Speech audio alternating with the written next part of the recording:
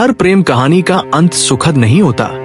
कुछ कहानियां हमें उस मोड़ पर ले आती हैं जहां इश्क और जुनून की हदें मिट जाती हैं। क्या आपने कभी सोचा है कि जिस रूह को आप अपना मानते हैं वो किसी और की हो सकती है? हमारी कहानी भी वहीं से शुरू होती है। ये कहानी है जहां दिल और जिस्म के बीच की दूरी सिर्फ एक धोखा है। एक वीरान सूनी सड़क पर रात की गहराइयों में जब उम्मीदें दम तोड़ रही थी, जयदेव ने एक बेजान सी हसीन लड़की को पाया। उसके बदन पर चोटों के निशान थे और उसके दिल में शायद अनकहे राज। जयदेव उसे अपने घर ले आता है जहां करुणा उसकी सेवा करती है। जब वो होश में आती है तो उसकी आंखें खाली थी, जैसे उसने सब कुछ खो दिया हो। उसे अपना नाम तक याद नहीं था, बस एक चेहरा था जो खामोशी में भी हजार कहानियां कह रहा था।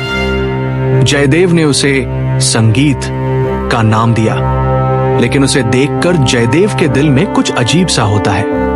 एक अनजाना अपनापन, एक अजीब सी कशिश।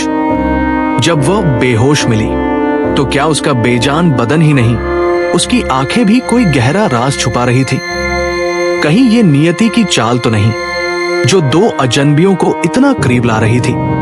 धीरे धीरे संगीत के आसपास का माहौल बदलने लगा। घर में बेवजह की खामोशी और कभी कभी हवा में तैरती एक डरावनी मनमोहक हंसी। संगीत खुद कहती है कि वह सिर्फ नुकसान पहुंचा सकती है, जैसे कोई अनजान साया उसे अंदर से जकड़ रहा हो। आसपास के लोग उसे बुरी आत्मा के प्रभाव में समझते हैं। क्या ये सिर्फ मन का वहम था या उसके जिस्म में कोई ऐसी शक्ति थी जो हर मर्दाना इरादे को अपनी तरफ खींच लेती थी? कब्रिस्तान से उड़ते परिंदों की बात जब सामने आई तो लोगों को लगा कि कोई पुरानी डरावनी शक्ति जाग चुकी है। जयदेव इन सब बातों पर ध्यान नहीं देता। उसका दिल संगीत के लिए धड़क रहा है। क्या ये मोहब्बत का जुनून है या एक अनजाना खतरा जो उसके दिल और जिस्म दोनों पर कब्जा करने आया है? सच जानने के लिए जयदेव एक डॉक्टर को बुलाता है। डॉक्टर संगीत का एक्सरे लेता है और जो सामने आता है वो किसी डरावने सपने से कम नहीं था। एक्सरे रिपोर्ट में संगीत की गर्दन पर किसी इंसान के हाथों की हड्डियां साफ नजर आ रही थी, जैसे उसे किसी ने बहुत जोर से जकड़ा हो। ये देखकर जयदेव के होश उड़ जाते हैं। डॉक्टर उसे शिमला के एक फर्जी डॉक्टर के पास जाने की सलाह देता है। संगीत के जाने के बाद जयदेव भी शिमला की ठंडी वादियों में निकल पड़ता है अपने दिल के सवालों का जवाब ढूंढने। लेकिन वहां पहुंचते ही उसे पहला झटका लगता है। डॉक्टर चर्चिल का नाम फर्जी था, वो सिर्फ एक धोखा था। और फिर उसे एक ऐसी खबर मिलती है जो उसे अंदर तक हिला देती है। जयदेव की महबूबा स्मृति की मौत एक दर्दनाक हादसे में हो चुकी है। उसकी सारी उम्मीदें, सारे सपने एक पल में बिखर जाते हैं। क्या स्मृति सच में मर चुकी थी या उसकी रूह संगीत के जिस्म में आकर मेरे दिल पर दोबारा कब्जा कर चुकी थी? इस राज को जानने के लिए अभी हमारे चैनल को सब्सक्राइब करें और एक भी पल मिस ना करें। जयदेव अपने गम में डूबा है। उसे नहीं पता कि असल कहानी अभी भी उसकी पकड़ से बाहर है। करुणा जयदेव को एक कड़वी हकीकत से रूबरू कराती है।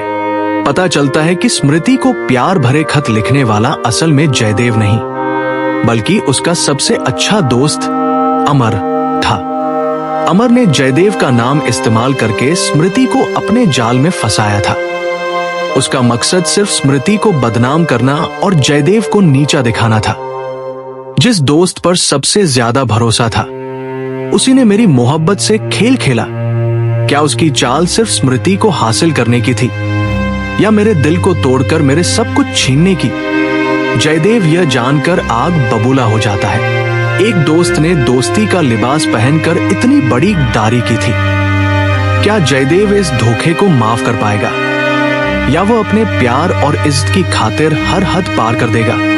गुस्से की आग में जलते हुए जयदेव ने अमर को मौत के घाट उतार दिया और उधर स्मृति ने बदनामी से बचने के लिए अपनी मौत की झूठी खबर फैला दी। लेकिन कहानी अभी खत्म नहीं हुई थी। जयदेव को अचानक एहसास होता है कि संगीत ही उसकी स्मृति है। और एक्सरे में नजर आने वाले वे हाथ दरअसल अमर की रूह के थे, जिसने स्मृति के जिस्म पर कब्जा कर लिया है। दो रूहें एक जिस्म में कैद, क्या उसे दोबारा छूने का एहसास पहले जैसा होगा, या उसके जिस्म में छुपी रूह उसे एक नया अनुभव देगी? इस दिलचस्प ट्विस्ट के लिए लाइक और शेयर करना मत भूलिए। अब जयदेव को फैसला करना था, या तो वो अपनी मोहब्बत को इस रूहानी कब्जे से आजाद करे या उसे हमेशा के लिए खो दे। जयदेव और करुणा एक खतरनाक योजना बनाते हैं। रात के गहरे अंधेरे में वे अमर की दफन की गई लाश को कब्र से निकालते हैं। एक बुरी आत्मा को कैद करने के लिए वे संगीत को एक खास सफेद कपड़े में लपेट देते हैं ताकि अमर की रूह उसके जिस्म से बाहर न निकल सके। जयदेव का एकमात्र मकसद था कि अमर की रूह को उसके अपने जिस्म में वापस डालकर उसे जला दिया जाए ताकि स्मृति हमेशा के लिए इस अजाब से आजाद हो जाए। क्या उनकी ये जानलेवा योजना कामयाब होगी? और क्या अमर की शैतानी रूह इतनी आसानी से हार मान लेगी, या वो अपनी आखिरी सांस तक अपनी हवस का बदला लेगी? ये एक ऐसी लड़ाई थी जहां सिर्फ जिस्म नहीं, रूहें भी दांव पर लगी थी। संगीत, जो अब भी अमर की रूह के असर में थी, को लेकर वे उस वीरान जगह पहुंचते हैं जहां अमर की लाश इंतजार कर रही थी। जयदेव और करुणा अमर की लाश को आग देते हैं। जैसे ही आग की लपटें तेज होती हैं, अमर की रूह संगीत के जिस्म से निकलकर अपनी जली हुई लाश में दाखिल होती है और आग में हमेशा के लिए जल जाती है। स्मृति आजाद हो जाती है, लेकिन वो गहरे सदमे में है। जब उसे जयदेव द्वारा अमर के कत्ल का सच पता चलता है तो उसकी आंखों में मोहब्बत के साथ साथ एक अजीब तकलीफ और इल्जाम भी होता है। जयदेव तड़प उठता है। उसकी मोहब्बत उसे मिल तो गई थी, मगर इस जीत की सजा में उसे स्मृति की नफरत भी मिली थी। क्या कोई औरत अपने प्यार के कातिल को कभी माफ कर सकती है, भले ही वह कत्ल उसके लिए ही क्यों न किया गया हो? जयदेव और करुणा तेजी से सारे सबूत मिटा देते हैं। वे अमर की जली हुई लाश को छिपा देते हैं ताकि उनके गुनाह का राज हमेशा के लिए दफन हो जाए। स्मृति, जिसे अब सब कुछ याद है, जयदेव की उसके लिए की गई कुर्बानी और उसकी लिखी हुई पुरानी नज़मों की याद से फिर से जयदेव के करीब आती है। दोनों जानते हैं कि उनका रिश्ता दुनिया की नजरों में नाजायज, लेकिन उनकी मोहब्बत हर धोखे, हर मौत और हर गुनाह से जीत चुकी है। क्या ये मोहब्बत इस नई आजादी के साथ नए शहर में अपना नया आशियाना बना पाएगी?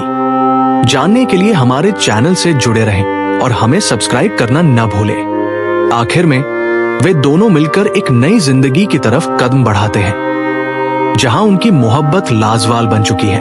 The end.